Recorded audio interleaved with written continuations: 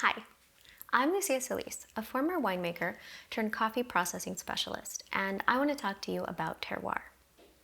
I studied winemaking at UC Davis and worked at some of the most prestigious wineries in the Napa Valley before switching to coffee processing in 2014. In my podcast, Making Coffee, I explore wine-related topics in coffee, including a 3-episode series on the topic of terroir. Throughout those episodes, I've tried to convince the listener that the science is flimsy on the concept of terroir, and that the seemingly noble concept is little more than a marketing scheme. The podcast episode and this talk is inspired by the book Terroir and Other Myths of Wine Growing by Mark Matthews, who was one of my professors at UC Davis.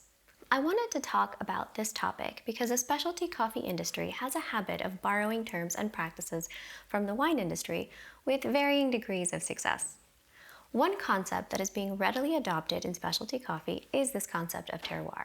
The first thing I want you to know is that terroir is not a scientific term like fermentation or algebra. Terroir is French. It is a French word and a French concept first used to describe French wine. And this is important for 2 reasons. The word doesn't have a translation. We use the French word, which kind of adds to the mystery. It's a word we cannot translate and equally cannot define. Many of us believe that there is a definition of terroir, and maybe we just don't know what it is, but that's not true. Ask 10 different people and you will get 10 different answers. The first myth I want you to stop believing is that terroir is a scientific term. The second myth is that terroir has an agreed upon definition. The third thing I want you to know is that we cannot take the French out of terroir. You cannot talk about terroir in an educated way if you don't know where the word came from. So while no one agrees exactly on what it means, we can trace where it came from and how it was first used in France. Terroir is often defined as taste of the land. It is a powerful concept that has been widely used in wine and cheese and is increasingly being used in coffee and cacao and other products. This seems like a natural concept to help add value to the coffee industry. Of course, we want to value the hard work of coffee producers and to acknowledge the specialty coffee is not an interchangeable crop like commodity coffee is.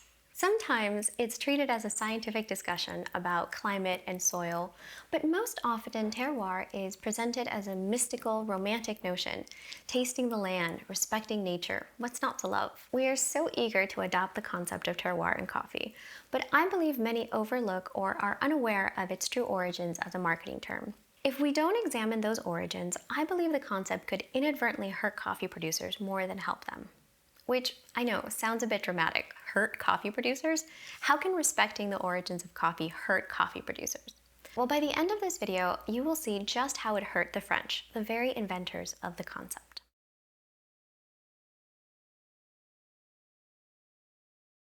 As far back as 3000 BCE, the Egyptians understood that some wines were better than others depending on what vineyards they came from. A few thousand years later, in 300 BCE, Aristotle came up with an explanation for this phenomenon. He claimed that the plants used tiny mouths in their roots to eat the particles of soil, and they use that material to produce and grow fruit. So think of the saying, you are what you eat. So if the grapevines were eating the soil, then grapes must be made of soil.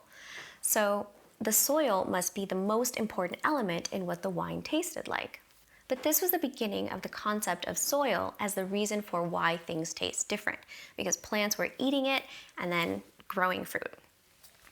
And during this time, there's another really fun example that I want to share from this period of time of thinking, and it's called the vegetable lamb. So when the Greeks first encountered cotton in India, they didn't know what it was. Cotton is a subtropical plant and didn't grow in Greece. So the Greeks were only familiar with sheep and using wool to make their clothing. So because they had never seen a cotton tree, when they first encountered them, they could only imagine that the cotton tree, the little, cotton balls of the plant, were actually tiny lambs. And that the cotton was a tree that was like a hybrid between an animal and a plant. So they thought that in the wind, the branches would sway and they would bend so that the little lambs that were on the tree could sway and reach the grass when they were hungry and kind of come back up. Even if we no longer believe that plants have tiny mouths or that sheep grow on trees, the idea from this time persisted. I think a lot of people still hold this idea of terroir, that it's as if the plants are somehow eating the soil and therefore expressing the qualities of that place in its fruit. So the birth of this idea of plants expressing the land came from when we thought that lambs grew on trees. So I just want you to keep that in mind of like how ancient these origins are, and also how so many things from those times, like we don't believe that anymore. And one of the first significant challenges to this idea came in the 1500s with the observation that manure replaces nutrients in the soil that the plants take out. So as all farmers know, the soil must be amended. You can't harvest and harvest and harvest infinitely. You must replace the nutrients that you take out. This implies that a large element of terroir, like the soil nutrition, the foundation, right? Terroir is soil, is something that the farmer can bring or replace. Because humans who grow things know that we must constantly be changing the soil. We must constantly be changing the composition, because you can't just fertilize once and be done. It's a constant process of constantly throughout the year, throughout the decades, changing your soil. So a word that is often connected with terroir is transparency, and the transparency of the product expressing the land. But if we are amending, we humans are amending and changing the soil to grow, and if you believe that the soil is the basis of terroir, then terroir is human-made. In fact, farmers can even use hydroponics and grow crops without any soil at all. So farmers can make their soil, or they can completely take it away. And at this point, we humans are even changing the climate. So not only can we make the soil, we are also altering rain patterns and global temperatures. So myth number 4 is that terroir is a special property of a location, something that is very special to that place, like France, and that other places don't have. And it's not. Terroir, if it even exists, can be made. More recently, scientists have shown that if you graft a bunch of muscat grapes onto the branch of a Syrah, the grapes still end up tasting like muscat, no matter what soil they grow in. So certain floral aromas are synthesized in the berry itself, so nothing to do with the soil. It's not translating anything, it's not absorbing anything, it's synthesized in the berry of the fruit. And while it's true that plants do draw up minerals from the soil, there's no evidence to connect mineral nutrients into flavor. So for example, chalky soils don't impart a chalky flavor to wine. So some of the core principles of terroir, that plants are made of the soil that they grow in, which in turn determines the flavor of the grape, have been largely discredited. But while the term becomes less and less prominent and less relevant in science, it actually became more prominent in marketing. So I want you to think about that. In one sense, science continues to say this thing doesn't really exist, and at the same time, marketing is using it more and more and more. So there's this disconnect there. Farmers must continually replace the nutrients that are lost, meaning they have control over the composition of the soil. So if you believe terroir is a soil, then farmers can change or make their own terroir.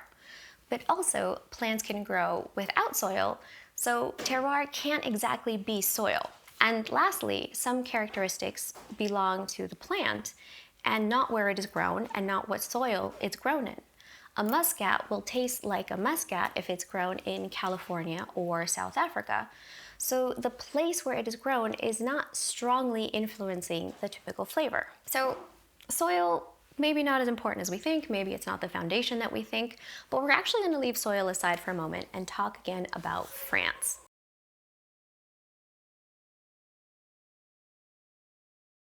To understand how terroir came to be used as a marketing tool, we first need to examine how France came to be such a superpower in the wine world.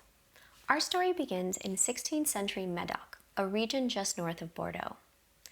The most powerful families in the region were consolidating their estates and rushing to acquire the most desirable land. In 1570, Pierre de l'Estonnac began collecting the land that would eventually become Chateau Margaux, while other families established the grand estates of Chateau Latour and Chateau Haut-Brion. These estates are major players in the wine world to this day and still produce some of the most expensive wines in the world. The history of the world's best vineyards started with powerful men consolidating their land to become even more powerful and influential. Only later, almost half a century later, did they actually begin to plant vineyards and make wine as ways to show off their wealth. These wine growers had a lot of money to invest in vineyards, and they were constantly changing and shaping the soil, the terroir, to suit their purposes. The top estates were not farmers who became businessmen thanks to the success of their vineyards. They were powerful businessmen who happened to farm, or more accurately, paid other people to farm for them. It was a wealthy person's hobby. Myth 5 is that the best vineyards in France were discovered by their quality, which is not true. The wealthiest people had land, and later they declared that it was the best land. They themselves declared that their land was the best.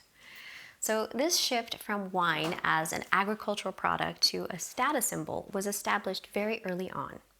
The wine producers set the price of their own product, and the cost bore absolutely no relation to the cost of production. Instead, they set the price high immediately to establish a luxury product. Wine was a status symbol, so it had to be expensive. This is the exact opposite scenario to that of coffee producers, who don't set their own price, or often don't set their own price, and often don't even get paid enough to cover the cost of production. Coffee prices are set by the supply and demand of consumers and traders. So in France, as well as setting prices high, the big landowners in Bordeaux bought up land to keep out competing winemakers. So powerful estates restricted competition to create a monopoly. And these estates had the best wine because it was very expensive and it was exclusive and hardly anybody else was making wine. So without knowing this history, you might think that over the centuries, the places that made the best wine rose to the top. You might assume that the grand estates earned their reputation because of their terroir, because of their good wine. Myth number 6 is that reputation of these grand estates came because they had good terroir. And that's what they want us to think, but no, that's not how it happened. Reputation came from their wealth of the estates and people that were already wealthy who happened to be making wine. So the reputation of the wine was based on the reputation of the wealth of the estates and the family, and not because of the quality of the land or the quality of the winemaking. Now we have to take a next step, because what happened is Bordeaux went from building a good reputation, having this status luxury product, to then being supported by the government of France with regulations, protected regulations.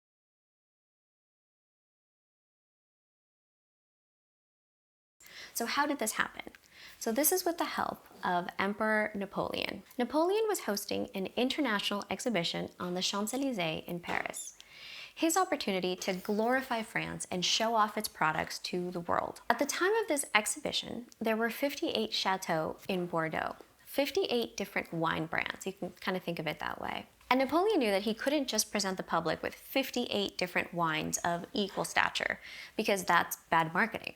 For the fair, the wines of Bordeaux needed to be classified into the top ranking.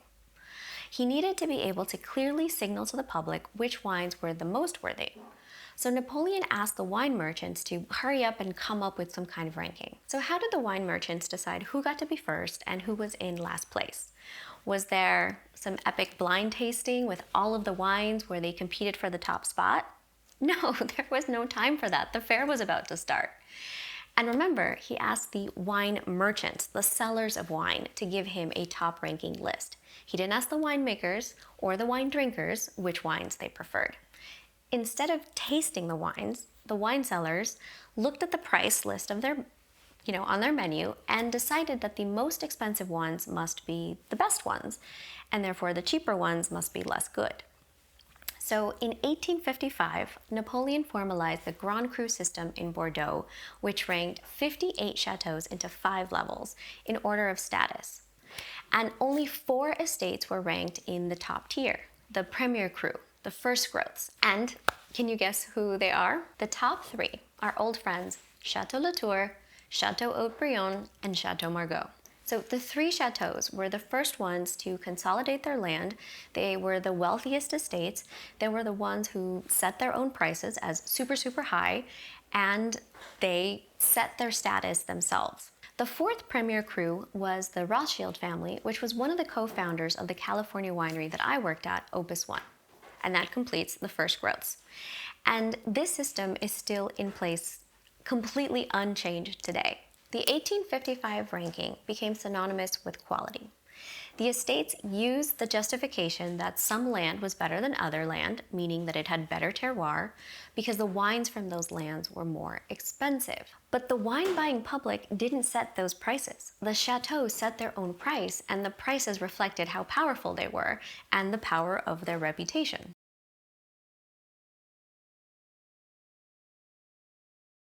So at the time Napoleon was establishing the Grand Cru system, terroir was actually not even considered to be a positive attribute. In fact, it was very literally a dirty word. In a French dictionary from 1650, terroir is defined as manure. The term was used as a pejorative in wine, as an undesirable earthy flavor derived from soil. In 1650, if you said a wine had terroir, you meant that it had a defect because it tasted like you were putting dirt and manure in your mouth. The change in definition for terroir was not something that happened gradually over time, nor was it due to any scientific advance. It happened when a group of powerful people were afraid of losing their power and realized that they could profit from changing its meaning. French wine growers were threatened when an insect called phylloxera made its way from the United States to France in the 1860s. The pest decimated the French vineyards, and the wine production in France fell from 84 million hectoliters in 1875 to only 23 million hectoliters in 1889, a 60% drop over 14 years. This is similar to the drop in production that El Salvador saw when leaf rust attacked coffee trees between 2010 and 2014. Bordeaux had spent all of these centuries building its reputation, and then phylloxera wiped out their vineyards in the blink of an eye. When phylloxera hit, there was a severe wine shortage. This setback for Bordeaux allowed other wine-producing countries and regions to step up and fill the need. And America was the source of the problem and eventually provided the solution. Phylloxera was stopped by grafting the French varieties onto American rootstocks that were resistant to the pest. But by the time the French viticulturists got back on their feet, it was too late. The market was already filled with foreign wine producers. Suddenly, there were a lot of other options available, and the prices were more affordable. Suddenly, more French people could afford good wine. Bordeaux survived the phylloxera attack, but had lost their stronghold. They had to do something to re-establish their status as an industry leader and to justify their high prices. So imagine, they were setting their own prices as high as possible to create a luxury product. They lost their vineyards. Other more economical, more affordable wine came in, and now French people had a choice. I could buy the super luxury product, or I can buy this less expensive wine that tastes just as good. You know, that's a pretty obvious choice. So the Bordeaux winemakers were very desperate to say, how do we stop these foreign invaders? So they came up with a strategy to present foreign wine as inferior, to present French wine with its history and tradition as the true wine, the authentic wine. Wine growers persuaded the French government to create certifications for wine based on its place of origin, their terroir. This allowed them to distinguish the authentic wines from the foreign, inauthentic wines. Terroir suddenly began to be used as a positive term, implying that the French land is inherently better for making wine, and again, overlooking the fact that the people had been changing that land for 300 years by doing all of the soil amendments and all of the manures and all of their activity on the farm. So, early French dictionaries only had the negative definition of terroir as manure. In 1962, French wine dictionaries had both definitions. The traditional negative one, and suddenly the positive one showed up too. And a few short years later, by 1970, the negative aspect no longer appeared. The culture had changed so much that terroir was only seen as a positive thing. The history of what terroir originally meant was erased, even for the French. So myth 7 is that terroir has always been a positive term, which is not true. It used to be a defect that got turned into a positive term when people realized that they could make more money that way.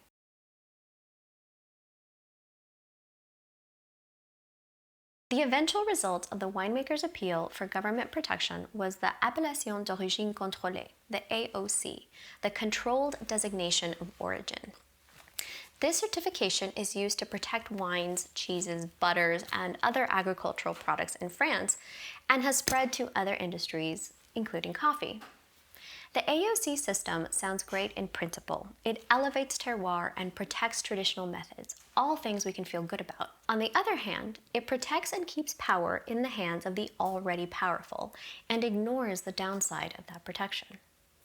I'm not suggesting that traditional products and regions shouldn't be protected. I'm just sharing some of the limitations of the AOC system so that we can make a better plan for coffee. I want us to learn from what wine did and make coffee better, instead of just copying and pasting what happened in wine. The other side of the protection coin is control, and that control comes at a high price. AOCs preserve traditional winemaking techniques and protect traditional varieties, but they also regulate how much wine is allowed to be made in order to maintain prices.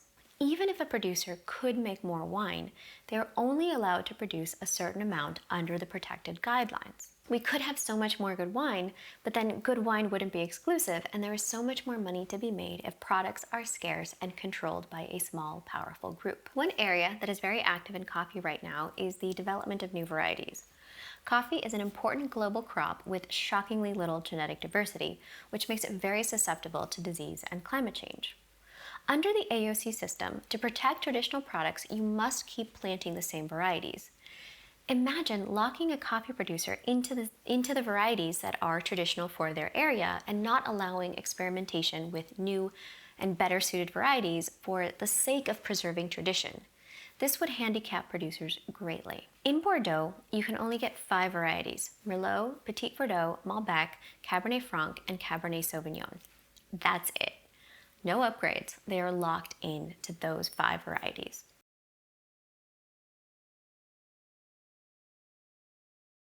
Discussions about terroir came to a head in 1976 when a small but powerful group wanted to set the record straight and prove once and for all that France was better at making wine than America. The Judgment of Paris was a wine competition organized in Paris in 1976 by Stephen Spurrier, a British wine merchant, pitting French wines against California wines. Spurrier, who sold only French wines, wanted to confirm terroir as the reason other wines could never be as good as French wines. The French had the advantage of terroir because they had better soil and history and tradition on their side. And California was new. They couldn't possibly have terroir, therefore they couldn't possibly make good wine. Out of 11 judges, 9 were French and 1 was British, and just 1 was from the US. The French also had the home advantage because the event was held in France, so the bottles didn't have to travel far compared to the American bottles that had to cross an ocean to get to the competition. Everything was set to make France the winner. 90% French judges in France, with the stated intention that they wanted to prove that French wines were better because they had terroir. So they weren't trying to, be unbiased. They were very specifically biased. They said, our goal is to prove that French wine is better than American wine, and they stacked the decks in their favor. And yet, with everything set against them, a California wine rated best in each category. California Chardonnay beat a white Burgundy. A California Cabernet beat Bordeaux, the very place with the highest claim to terroir. The intention of the competition was to prove that France remained the foremost producer of the world's best wines, and yet California wine kicked France's butt. This was devastating for the concept of terroir, because the judges either had to admit that they preferred American-style wine to the traditional French, meaning they were traitors, or that they simply couldn't tell the difference, meaning they were idiots. So this meant that terroir could be copied, could be replicated, and could even be improved and bettered elsewhere. There was nothing intrinsic about the soil that made Bordeaux wines so great. The results should not be a surprise to us, knowing that the French wines stayed the same century after century because they were not allowed to change, while California wines can do whatever they want. innovation. There were so many opportunities for French wines to improve. And if you were a fifth growth in 1855, you are still a fifth growth today in 2023. No one gets to rise through the ranks by improving their wine because it was never actually reflective of the quality of the wine. You can't plant new varieties, you can't update your winemaking methods, you can't make more than your limited quota, so of course French winemakers were falling behind the winemakers in new regions of the world.